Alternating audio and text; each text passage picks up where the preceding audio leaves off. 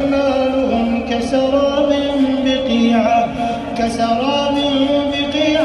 يحسبه الظمآن ماء حتى إذا جاءه لم يجده شيئا ووجد الله عنده فوفاه حسابه والله سريع الحساب.